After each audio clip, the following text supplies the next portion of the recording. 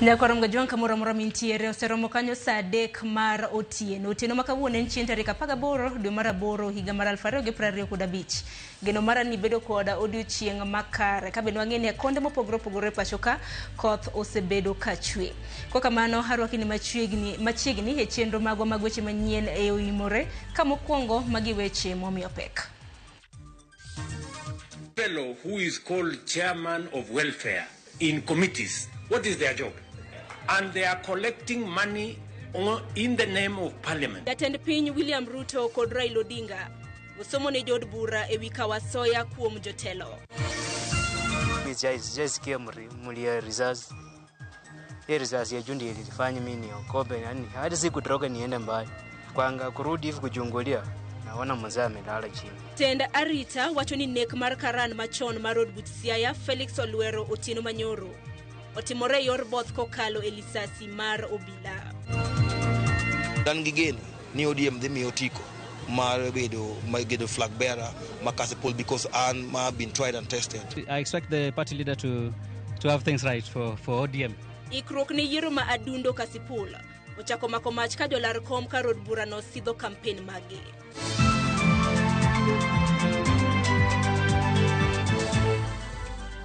Nyakorongo jwang bede koro nyaka giko mano mar oimre. Otieno makawuono nyinga Sharon Ngao, jaloko marwa nyinge Liz Otieno machiegni. E telo mar ariyo jatend piny Kenya owuok kendo tung' mosuo kod jod bura mapacho ka ma okwedo kuom nyayo mibadhi. E romo manotim mar kanyakla mar kweth siasa mar Kenya Kwanza kod duond bura mar ODM, Ruto ne osiemo jod bura ka koro wacho ni ibiro makne gi kwayo mano mar asoya kuom jogo eko ma ochope kamiti ma opogore e od bura.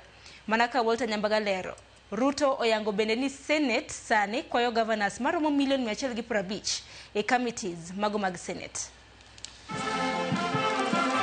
En romo mokwongo mane okelo kanyakla jokanyo mag duond bura mar ODM e kod mago mag UDA, bura mane ochwe kom kod ogai mar ODM Raila Odinga to kod jatend piny William Ruto mar UDA. Ka emalalruok e kind jo od bura kod ogai mag duond buchegi go Obai nyong kendo balo kod jatend piny William Ruto mane odunyo ndim kod jo od bura maitudo kod choka soya ne jo komiti pesa manyalo romo milion 10 kata kamano jokombe motisi ni welfare go chwe leny kod omenda go miro. Ruto uchiwo ranyisi mar pesa mane ochiwe kadho chik mar luoko pesa pachuka. Let me ask you, members of parliament who are seated here. Do you, for example, know, do you, for example, know that a few members of your committee collected 10 million shillings so that you could pass that law on anti-money laundering? Did you get the money? No. So, going forward, si tunataka tukubaliane, si we are one team. Yes, there are people who are destroying the credibility of parliament. E kinde soko wang jo od bura mar Senate bende okotony. Karuto oko ni Senate masani jamna yukore nyowuoyo. Tielo ni Senate koto governors pesa maromo milion 150, pesa mowinjore okony loch gwenge mag counties e weche modinga e osiro. The latest soko huru in the Senate. I am a consumer of raw intelligence. I know what's going on. Where does somebody find 150 million? Where? Is that his money? That is money that belongs to the county. Giko ni mondo tiek mibadhi pacho ka, to nyaka ka okang' mar chik ne jo od bura, maluokore kod mit bilie od bura. Koni nyaka maki kendo yaune gi bura. Parliament, Your Excellency, the Constitution says discusses matters of concern to the people. The parliamentary group today also is discussing matters of concern to the people. This fellow who is called chairman of welfare in committees, what is their job? And they are collecting money in the name of parliament. And some of the time, or most of the time, that money never gets to parliament, it gets to a few people. We are not going to shame them. We are going to arrest them. Ogai mar ODM Raila Odinga bende oko ni Senate obede chien menyo tije mag governors mondo MCS okaw tije go motegno. Raila Bende okoni jo od bura we kod omenda mar NGCDF e lwet governors. Senators, if they do not oversight governors, and I see the presence of Simba Arati, it is a known fact, Your Excellencies, that there will be no oversight, meaningful oversight from the county assemblies. Parliament is not supposed to be implementing. Parliament is supposed to be oversighting. It's not oversighting. And secondly, there is only 2 levels of devolution. National and 1 level, county. Constituency is not an element of devolution. Devolution remains at the county. Down there at the constituency, the county government does the implementation of the projects. There is need for us as a nation to distinguish between governance and devolution. Walter Nyambaga, Ramogi TV. Romo e kind jod bura mag ODM kachiel kod mago mag UDA oyango tiyo margi kanyakla e keto nyime dwaro mag winjruok manobedo e kind duond buche ariyogo. Jod bura go osingo wacho dhok achiel e agenda ma ichwalo kokalo winjruok margi. Romo no kata kamano okelo penjo mathoth bang' moko kuom jotelo rem chopo kata bedo ni moko kuom gi ni kod lemo madito e duond buchege. Sintho Nyango ni kod ler. Gikone duond buche ODM kachiel kod UDA oketo winjruok mar tiyo kanyakla kokalo e lai mag od bura mamalo ma ibiro telie kod jo od bura maggi. Ineno ni chenro mag sirikal ahinya to mago mag 10 points agenda oketi e tim maonge mbalruok mar jo od bura. In 2024, that last year, you understood that the dark clouds that were gathering over Kenya could have been exciting, but they could also mark the end of Kenya. We decided that it is better to have an imperfect country that is struggling to mend its ways than to have a collapsed one. The 10-point agenda that we have signed buttresses what is actually in our manifestos. The NADCO report, we all know what it is supposed to achieve. And if we stand together, we can achieve all the legislation that is recommended by the NADCO report. E ote makende ma ochwal ne ute fwambo bang' romo makamano, duond buche ODM kachiel kod UDA oyango tiyo kanyakla e nyayo kwe kod achiel mar oganda jo Kenya duto pacho ka, keto e tim dwaro mayande ogoe kogno kod ogai mar ODM Raila Odinga kachiel kod jatend piny William Ruto e kinde machien kapok ODM ne yango chung margi e riwo sirikal lwedo. Oboke no bende ochiwo ler ni jod bura mag ODM kachiel kod UDA biro bedo e twech achiel e kinde kalo paro e nyim od bura mar neno ni chenro mag sirikal mageto kelo dongruok pacho ka okalo nyamonge maonge agwaki moro amora kowuok kuom jod bura. Bende oyango ni maino idhi keti mar neno ni chenro mageto loso chike, tayo chenro mapile mag telo kachiel kod siro kamiti mo meeting mar rango chenro mag NADCO obedo e opara manyime kendo chiwne sir mowinjore kod jod bura. Ewi magi duto te ma othinyore kendo nyisore wang' mariek mar jofwambo en ni moko kuom jotelo ma bende ni kod duol e duond buche ariyogi kata kamano to owinj mana muchgi ka gweno mawinjo aora ni mar ne girem ma ok gichopo e burani.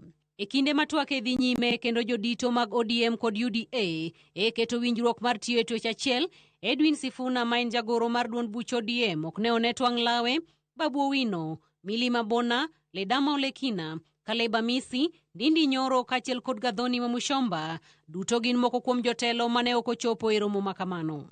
Jaod bura Gadhoni Mamushomba kata kamano onyiso Ramogi TV ni ene ok oyudo ote moro amora motudore kod romo makamano kendo nyaka ne gole grup mar WhatsApp mar od bura mamalo bang' mane odagi siro lwedo paro mar chik mar omenda mahiga mokalo.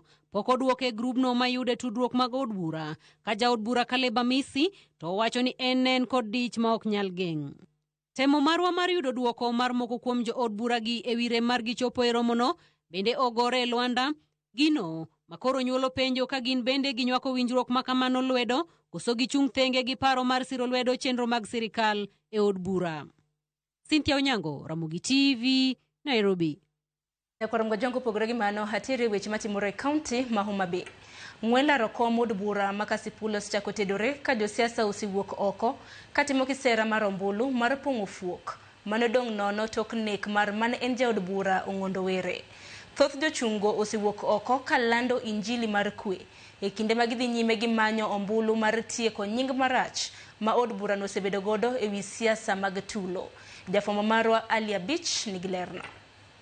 Duol ma ochung'ne bago yiere pacho ka ndi IEBC ne ogolo tarik 27 dwe mar 11 higani kaka odiechieng' mibiro bage yiero madunde ka chud bura ma Kasipul ka josiasa molap dhoge ndong' ne komno osewuok oko ne kisera mar ombulu motelo ne welo mag duond buche. Komno ne odong' thuolo tok nek mar manen jaod bura ma Kasipul Ong'ondo Were dwe mar 4 mar higani ka moko kuom jogo mosewuok oko kalaro komno oting'o wuod jaod bura machon Boyd Were, Jawala Philip Aroko, jasiasa Newton Ogada, Jawala Robert Riaga, mabendo ng'ere gi nying mar Mani Bior, Jojo Tieno ma ong'ere kod nying mar Ajombota, e kind jochung' mamoko. Jachung' Jojo Tieno mane loso e skund primar Madol bang' yudo sir ka owuok kuom jodongo mag West Kasipul mondo lar komno ne okwayo jochung' wetene mondo go siasa mar kwe. Ni mondo mi akwa jowa masamoro wadhi lerogo.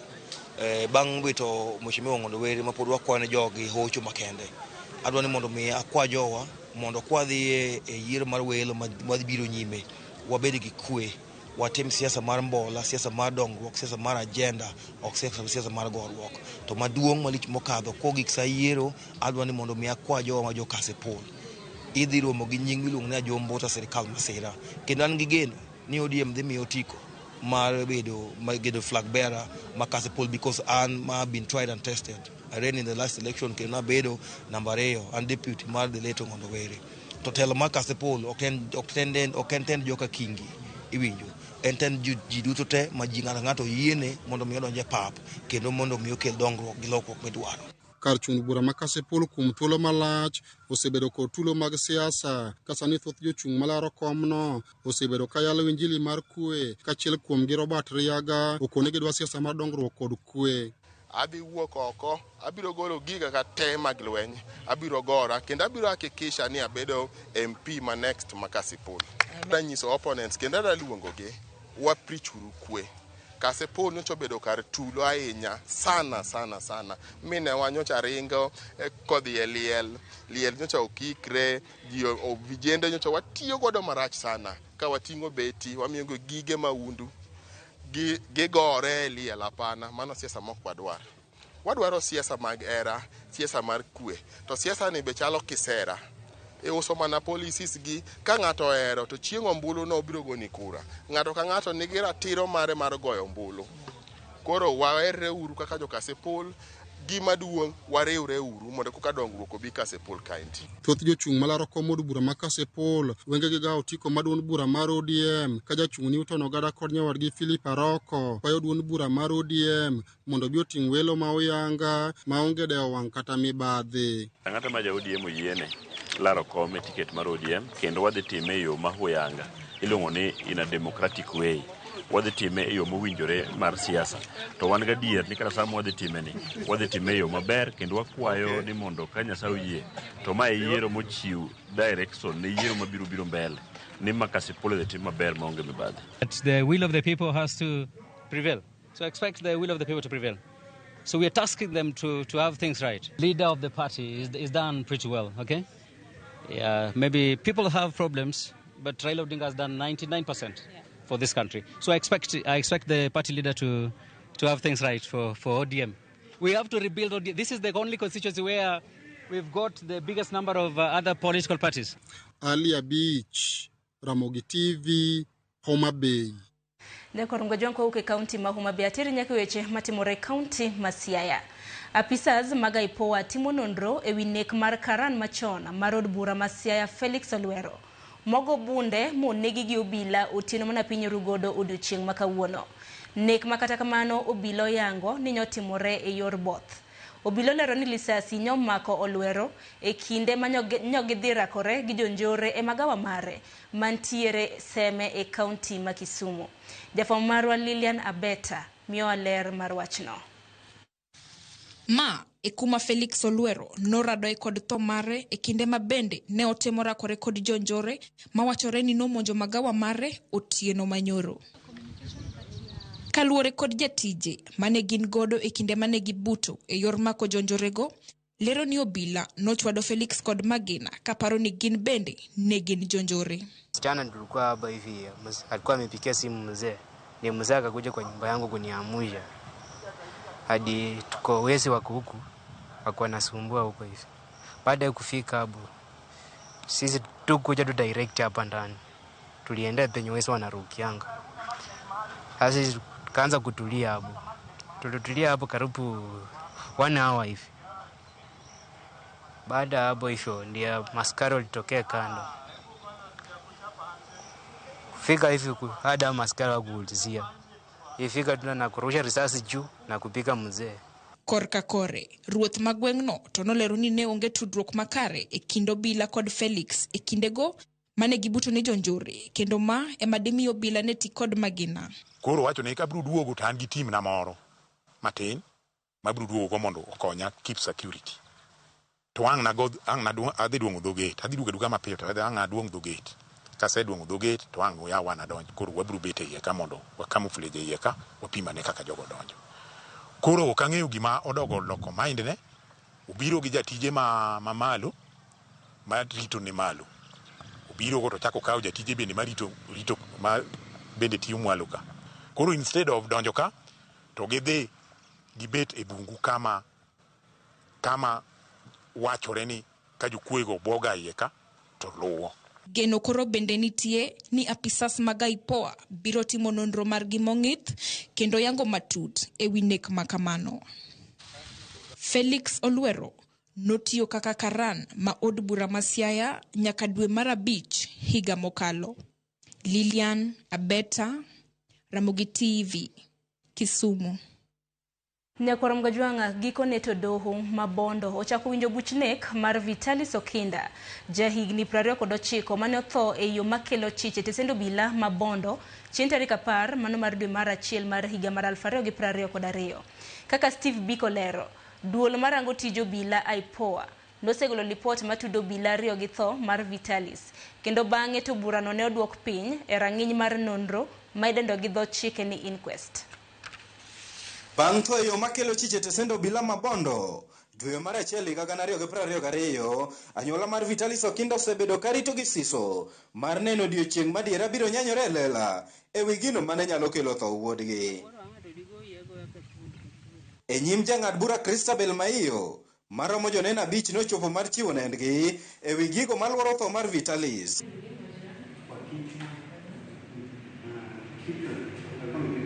Opogore kod jonyuol Vitalis, Irene Chepng'eno, obila mane nitiere OB kata France Office chieng'no, bende nochopo mar chiwo nende. Irene wacho ni noneno ka mosenindo Vitalis omuocho lweny gi obila machielo mosayang' nyinge ni James Bennett, kendo noringo mogo lipot ir OCS mar tesendno. Bang' tieko ywaruok e kindgi, Vitalis nosiko ka luongo Irene kopimo ni rem nosaso dende kendo nogombo mondo tere e od thieth. Irene wacho ni nogoyo lipodego nyading'wen ne OCS, to kata kamano onge okang' mane OCS okawo nyaka nochopo kama ne otere od thieth kohewre. Bang' chopo e od thieth mabondo, lakteche noyango ni Vitalis osewito ngimane. Bang' magi duto, Irene ne ok obulo ng'or e tesendo bila mabondo ni mar noloke kendo chware e tesendo ma usenge.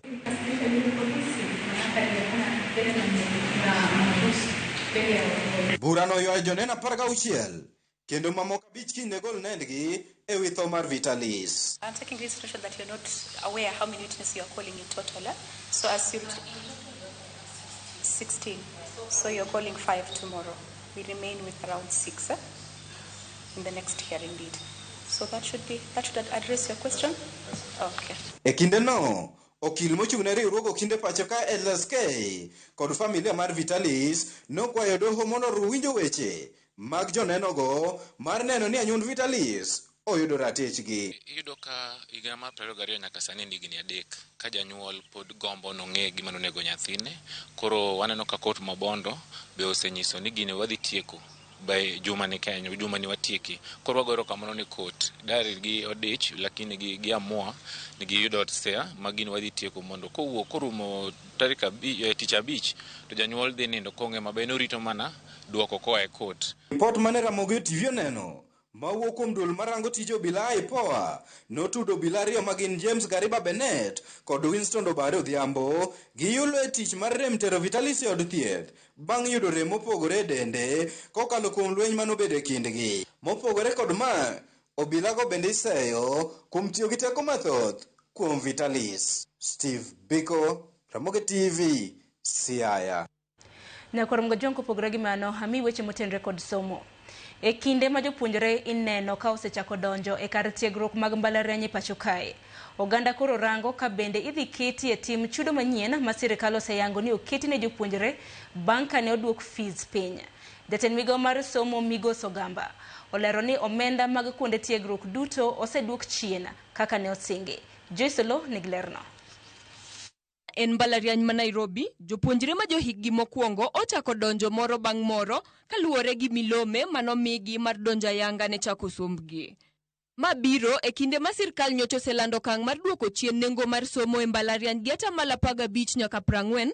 Kata kamano, moko kuom jopuonjre gi jonyuol osebedo ka penjo mathoth e wi kwan omenda hie mowinjore gi chul ni mar ler pok ochiw gi moko kuom kuonde tiegruok. E kaunti ma Kisii, jopuonjre kar tiegruok ma Kisii manochopo mbalariany ne ogolo pachgi ka gilero ni pok gineno lokruok moro amora kaluwore gi ote manogol e duoko chien omenda mag kuonde tiegruok, kendo en gombo margi mar neno ni oduoko omenda go chien, ka moko kuom jopuonjre bende onyiso mor margi e lokruok mosebedo. Sirikal nowacho ni dhi duoko nengo mar somo piny, to kendo ntiere kidienje mopogore kaka departments kata gi dho ngere mawacho ni osaduoki fee gi piny e mbalariany ma Kisii ka, lakini moko to podi, but wan gi geno ni skul dhi timo mano mondo nyithindo te one kaka ginyaneno kaka gichulo fee gi. Kwayo ni sirikal mondo yie chop singo mare mar duoko ne nyithi mbala kaendi fee margi piny mondo migi yot mar mi jonyuol yot mar chulo ne nyithindo fees gi eki mondo nyithindo some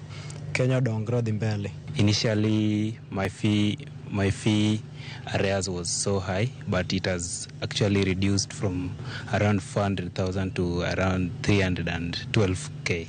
Yeah, so I think the program of reducing the school fees is beneficial to us. Kata kamano, jatend migao mar somo Migos Ogamba olero ni omenda mar kuonde tiegruok manosingi ni biro duok chien gi atamalo 15 nyaka 40 kaluwore gi tiegruok mar japuonjre ka japuonjre noseduok chien e mbalariany duto ma pacho ka bang' romo mane gibedogo gino manotimore tarik 15 dwe ni. And after a lot of meetings and discussions, it was agreed that the fees in the universities requires to be rationalized, and we were able to come to an agreement to reduce the fees or review the fees downwards by between 15% up to about 40%.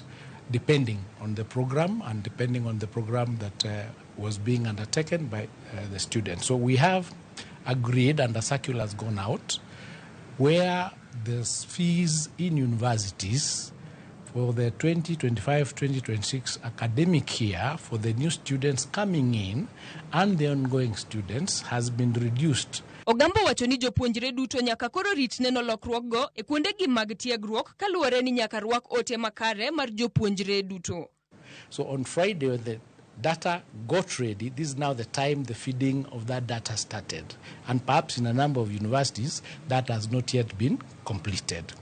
And that probably is where you're having this confusion where students are saying we are not seeing the change yet in the portals of our particular institutions or their particular student portals.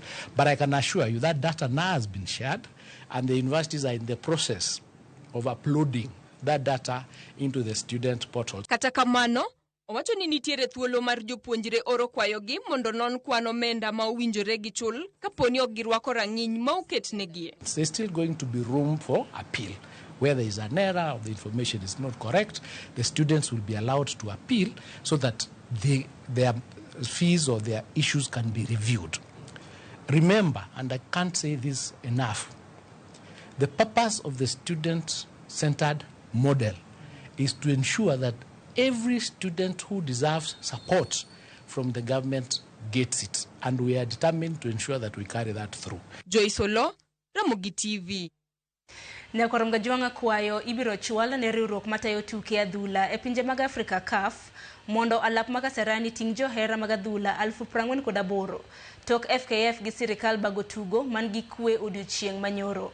Mana ka jafwambo marwa James Opondolero, sir mar jatend piny kaachiel gi johera mag adhula en okang' ma ineno ka nyalo chwalo Harambee Stars nyaka e finals. Nicholas Musonye ma en jakom mar kamiti matayo tuke mag CHAN pacho ka olero ni Kenya ne ogoyo okang' maduong' mar bago tuke madongo kaka CHAN.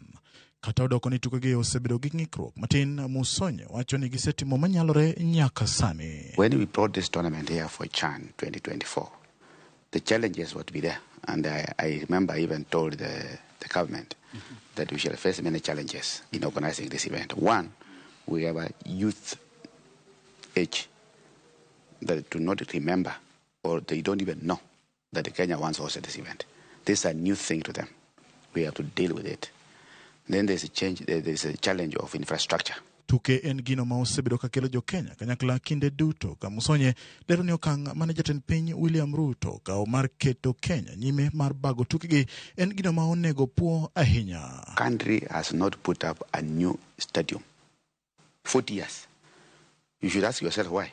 What kind of stuff is this? All these countries are building stadia. But it was only Moi who built Nyayo and Kasarani.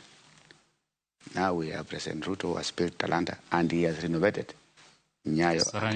So in 40 years, we have been stagnant in terms of infrastructure. CHAN en kaka pinje matin ne pinje adek mag Kenya, Tanzania kaachiel gi Uganda.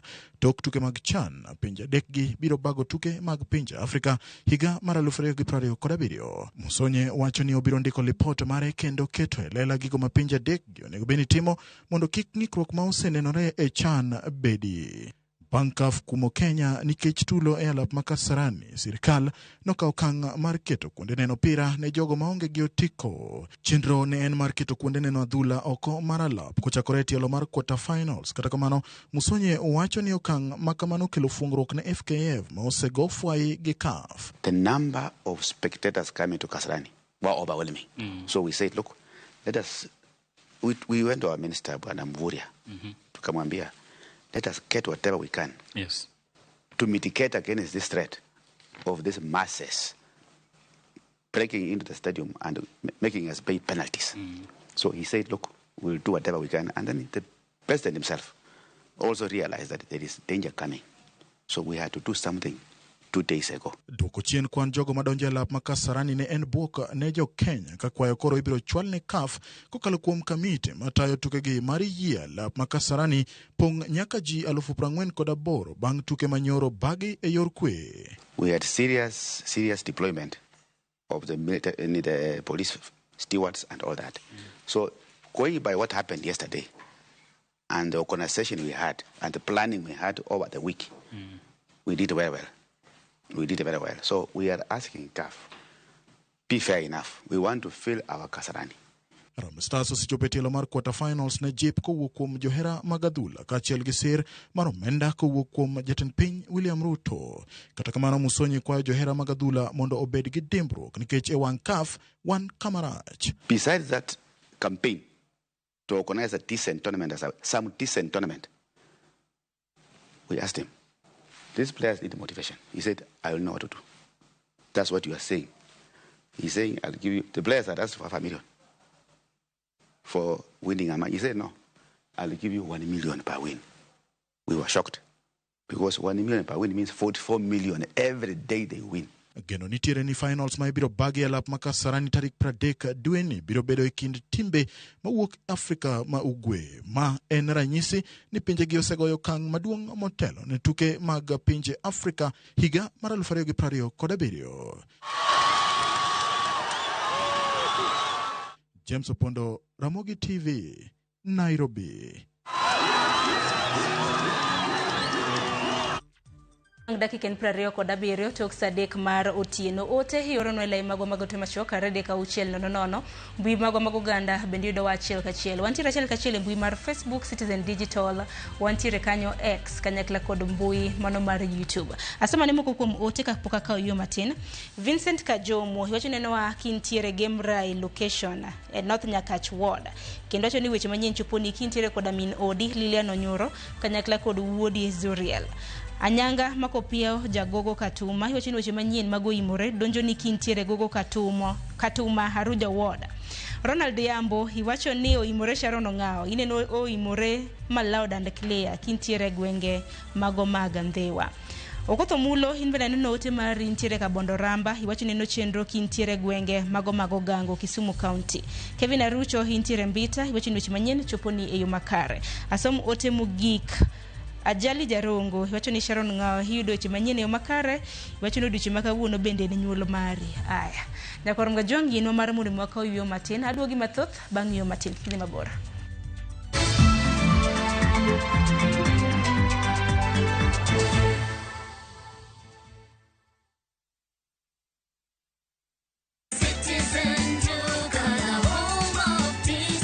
This week, save big on new offers drop every week. Shop now on www.citizenduca.com or on the View Sasa app.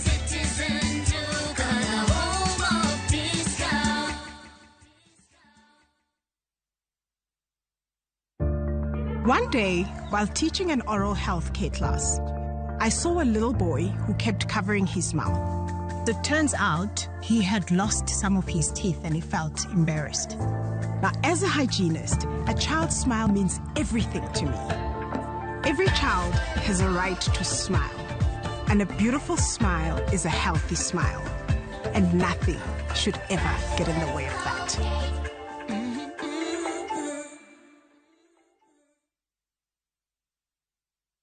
Be in japur mag kothe kaka bando, bel kata kal.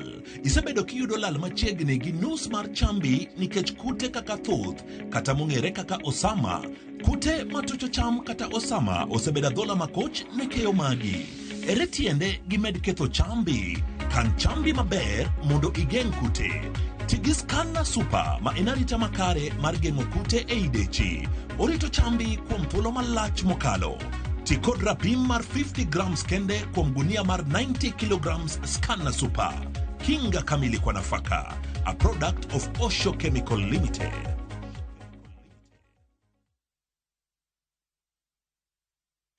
Saa zingine mambo kupata bila plan. Gas ndiyo imeisha, landlord akuache upumue, mtoto ni mgonjwa na bado ni mid-month. Usijibox kwa noma. Piga *531# and sort your emergencies with my Mobi Civil Servant Loan. Iwe usiku au mchana. Kama wewe ni civil servant, sasa uko sorted.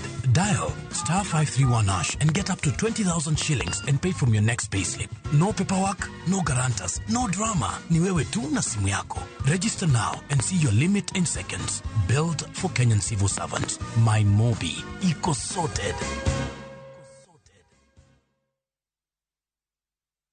Introducing Wigo, your trusted ride. The ride with the most reliable, verified, efficient and transparent drivers. With fabulous cashback incentives for passengers, each trip on Wigo feels like an upgrade. Download Wigo from Play Store or App Store or SMS Wigo to 20425 and ride with confidence. Wigo, let's go.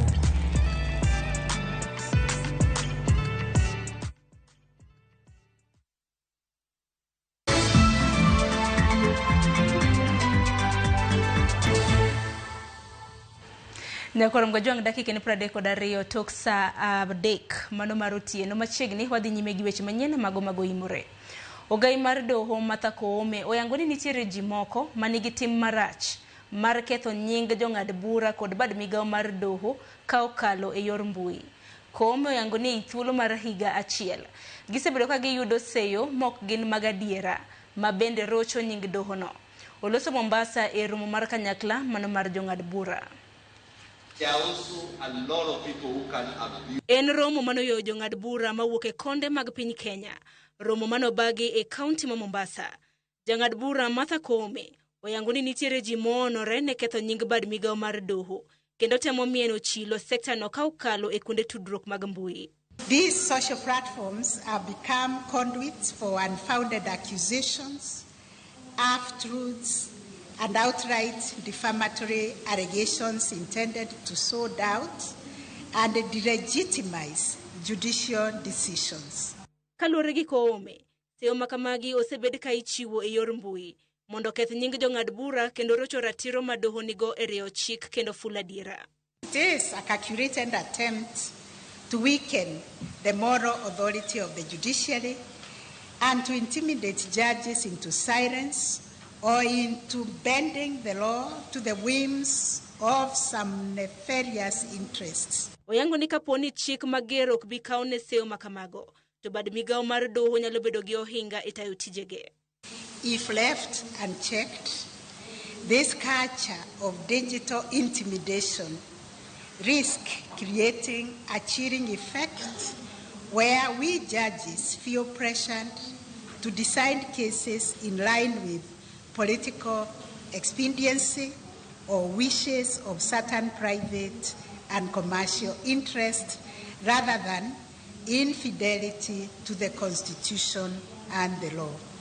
That, dear colleagues, is the greatest threat to judicial independence in our time. Koome koro dwaro mondo jong'ad bura ochung' motegno kendo oked ne ratichgi e kinde ma gicholo tijegi. Komedo ni seyo makamagi gin kayiem nono.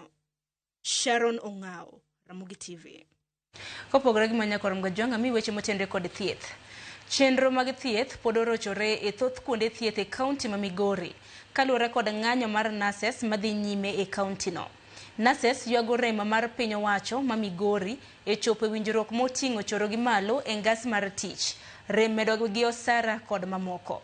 Tend nurses motelne kod jagoro margi Ezekiel Mbira kod jakom mar riwruok mar nurses Harrison Wendo wacho ni moko kuom gigo momiyo gidhi ng'anyo gin ma oting'o rem mar tend Migori keto tim winjruok mane obedo kodgi kata mana kindgi kod sirikal e higa mar 2017. Kachelo mag thieth orochore e kuonde thieth mopogore opogore e kaunti ma Migori kaluwore kod ng'anyo mar nurses madhi nyime e kaunti ni. Thoth nurses nitiere pacho ka giseyo tend kaunti ma Migori kuom rem chopo dwaro margi. Tend nurses ma otele kod jagoro margi Ezekiel Mbira kaachiel kod jakom margi Harrison Wendo wacho ni kuom gigo eko momiyo gidhi e ng'anyo gin moting'o rem mar kaunti ma Migori keto e tim winjruok mane obedo e kind nurses kaachiel kod piny owacho higa mag 2017. Waluongo ni return to work formula mano bedo signed 2017.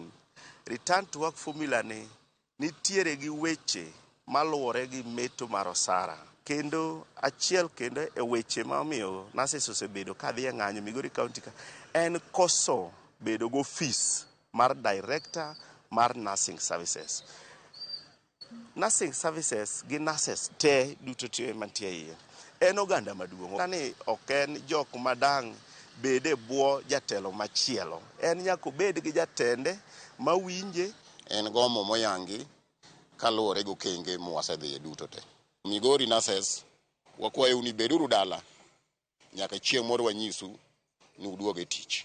Wendo wach ni kata mano sara mane omedi kod piny owacho ten kaunti ma Migori pok oketo tim nyaka sani. Nitiere msara mane sirikal mar Ruto omedo jotich. Tinwang'o ni jo Migori otamore keto pesa ni e osara mar jotich. Tendruok man nurses e kaunti ma Migori wacho ne nitiere nurses maromo 500 ma osekwamo e ngas achiel mar tich kuom higni buora ka giwacho ni tend kaunti ma Migori osebedo mana katero gi koni kod kocha e weche medo gi ngas mar tich. Motion and redesignation. Nyaka sani county government ma Migori nosenyisowa ni gisechwalo barupe ji mar nurses 518. Jogo duto mosebudho kapok oyudo promotion e kinde malach to kinde gi ng'enyne en higa 4 kadhi mbele. Nurses gima wane gisebedo kod buche mathoth kod ten kaunti ma Migori tongo leo malong'o ma buche gi koro osenyuolo oramo ne ng'anyo margi biro dhi nyime nyaka chieng' ten kaunti ma Migori winjruok margi. Giwach ni onge buok moro amora mabiro tamo gi dhi nyime kod ng'anyo margi ka gimanyo ratichgi. Gigi kok giwinjo to mondo nurses odoge tich ok nyal bedo mayot. Nyaka sani pod wachung' ni nyaka sirikal winjre kodwa e wechewagi, makok giwinjore to pod nurses nigi thuolo mar dhi mbele gi ng'anyo. Nyaka sani pok wawinjo yo moro makare kaluwore gi duoko manego bed ni watero ne nurses. En ng'anyo manolandi kokalo dwe mar 5 tarik 29. Tend kaunti ma Migori kawo okal kuom apis ma director mochung' ne wechego mag tudruok Walt Oguda olero ni tend kaunti ma Migori dhi nyime kod manyo yore matieko ng'anyo mar nurses. George Juma, Ramogi TV, Migori. Kopogore gi mano, en ni tend od thieth ma Nairobi ochungo keto e tim nengo manyien mag thieth kaluwore gi ywaruok gi kembe machiwo kumba mag thieth. E kinde mana gilando lokruok makamago, jakom board mar od thiedhno mong'ere kaka Basli Onyambu oyango ni gikawo okang' makamano mar chiwo thuolo mar lalruok gi kembego kaka yo mar bero chenro mag thieth ne jotuo. Tend osuptandno bende wacho ni chenro duto mag thieth pod dhi mbele makare maonge ng'ikruok moro amora. This is our plea as an institution, that we want to make healthcare accessible, especially when we have promised people that we are going to make it accessible for you. That when we have done that, we want to make it accessible to anywhere, to anyone who would require that kind of healthcare. As we speak, we only have rates that we had prior to the adjustments. So I think it's important that is understood. We don't have new rates. We have rates that we've been using for the last 2 years.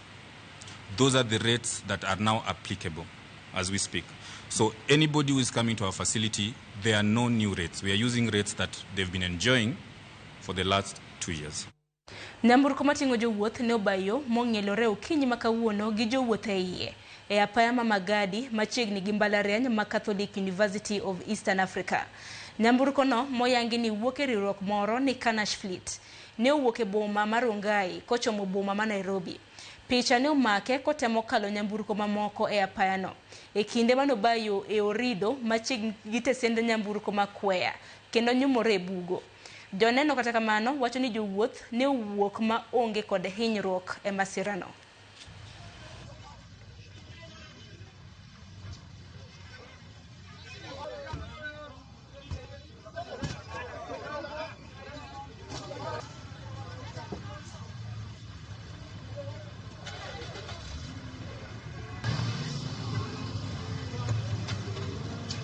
Ninguna Polen Pole. Hi.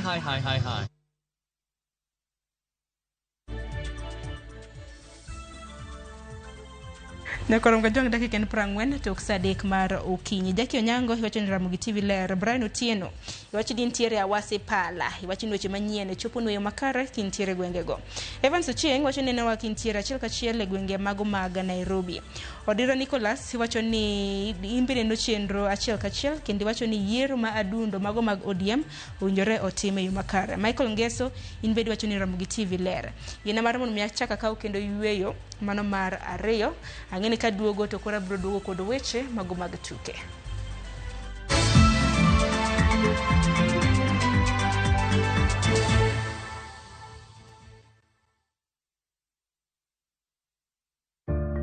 One day, while teaching an oral health care class, I saw a little boy who kept covering his mouth.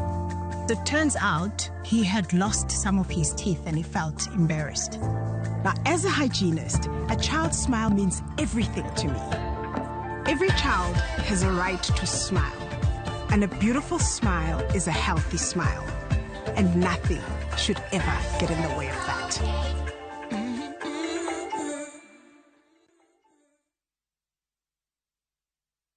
The August school holidays are the perfect time to unwind, relax, and enjoy Kenya's stunning coast with View Travels Getaways. Stay in Mombasa on a full board basis from just 28,750 Kenya shillings via SGR or 44,350 Kenya shillings when flying. Escape to Malindi Watamu from 35,000 Kenya shillings via SGR or 45,000 Kenya shillings by flight. Bask in the Diani Ocean Breeze from 66,300 2,200 Kenya shillings via SGR or 49,300 Kenya shillings by flight, all packages are per person sharing and are inclusive of return hotel transfers. Book now and pay in installments with View Travel's Lipa Pole Pole option. Call 0703 254 254 or visit viewtravel.com. View Travel. Dream. Explore. Discover.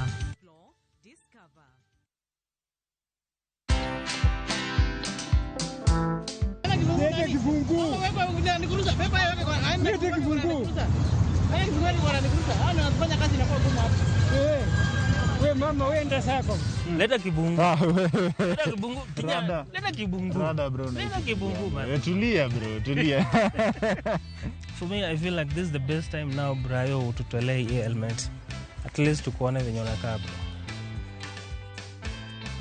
Watch this story and more. Download the Citizen Digital app or visit www.citizendigital.com and find the Citizen Originals portal. Kenya's #1 app, Citizen Digital.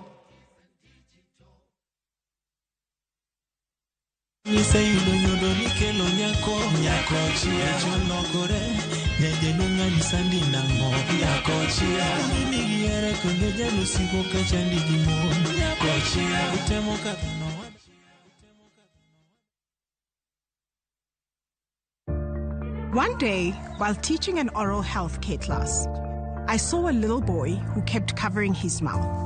It turns out he had lost some of his teeth and he felt embarrassed. Now, as a hygienist, a child's smile means everything to me. Every child has a right to smile. And a beautiful smile is a healthy smile. And nothing should ever get in the way of that.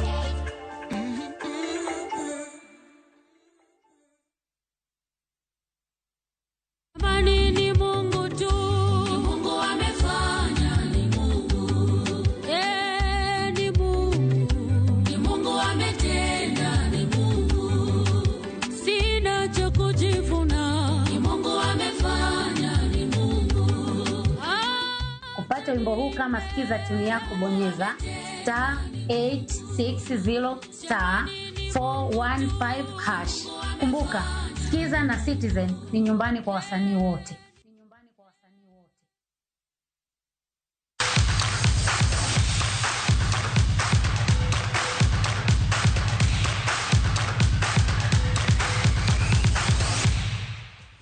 Nekorongojong machiegni mesa mar weche tuke. Tok thichgi oko e tuke mag CHAN e grup mar A. Tim mar Angola nokawo thuolo mar limo kar rito lee mago mag bungu mano mar Nairobi National Park. Timno manoting'o jotugo, coaches, kaachiel gi laktechegi, ne oten gi jotelo mag board mochung' ne limbe e pacho kae. Limbe makama ne en achiel kuom okenge ma board mochung' ne limbe kawo mar nyiso Kenya ne jolimbe. Angola ne otieko thuolo mano mar adek e grup A. Grup moting'o timbe kaka Harambee Stars, DRC Congo, Morocco kaachiel kod tim mar piny Zambia. It was a wonderful city with good food. The players also, the people also is so nice, very kind. Yeah, we are here in the National Park. It's a wonderful experience in Nairobi. It's very, very good. It's really amazing. I'm very glad. I'm very pleased to be here, and I could see many kind of animals, and it's really amazing.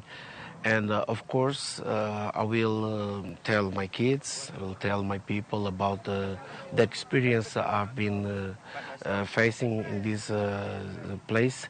When you have the opportunity to be so near by the animals that normally you just can see in the television or in National Geographic, so I think it's a rich experience. So this is the most fascinating thing. It's to be so near by the animals, lions, zebras, hippos, rhinos. It was amazing.